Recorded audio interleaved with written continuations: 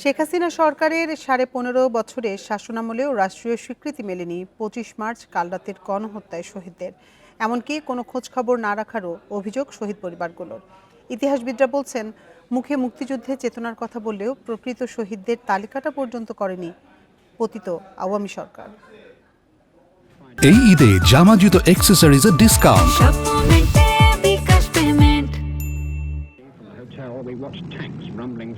১৯৭১ সালের ২৫ মার্চ রাতে পাকিস্তানি হানাদার বাহিনী ঢাকা বিশ্ববিদ্যালয়, রাজারবাগ সহ সারা দেশে চালায় অপারেশন সার্চ লাইটের নামে এক নৃশংস হত্যাযজ্ঞ। তৎকালীন ইকবাল হল আর বর্তমানে শহীদ সার্জেন্ট জহুরুল হক হলের নৈশপ্রহরী শামসুদ্দিনকে নির্মমভাবে হত্যা করেছিল পাক হানাদার বাহিনী। কথা হচ্ছিল শহীদ শামসুদ্দিনের ছেলের সঙ্গে। তিনি জানান, গত ১৫.৫ বছর সরকারের পক্ষ থেকে তাদের কোনো খোঁজ নেওয়া হয়নি, এমনকি রাষ্ট্রীয় স্বীকৃতি পর্যন্ত দেয়া হয়নি শহীদদের। সরকারের নানা দপ্তরে ঘুরেও মেলেনি কোনো সহায়তা। কথায় বলতো ওনারা মুক্তিযুদ্ধের সপক্ষের শক্তি, আসলে জনগণের সাথে ধোঁকাবাজি করছে। ওনারা জনগণের সাথে, শহীদদের সাথে, শহীদ পরিবারের সাথে ধোঁকাবাজি করছে।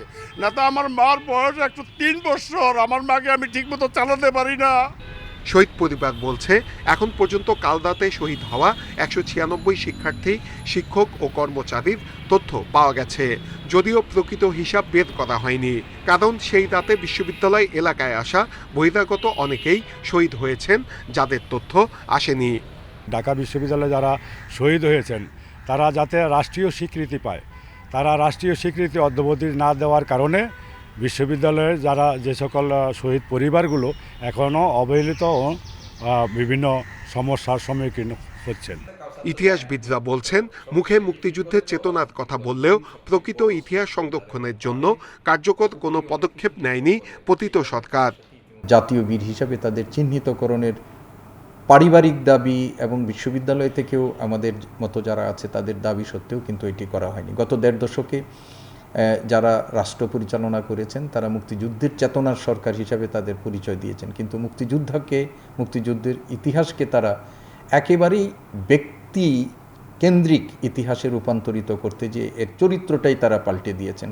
২৫ মার্চ কালরাতে গণহত্যায় শহীদদের প্রকৃত তথ্য বের করতে রাষ্ট্রীয়ভাবে উদ্যোগ নেয়ার আহ্বান ইতিহাসবিদদের। নূরে আলম, ইন্ডিপেন্ডেন্ট নিউজ, ঢাকা।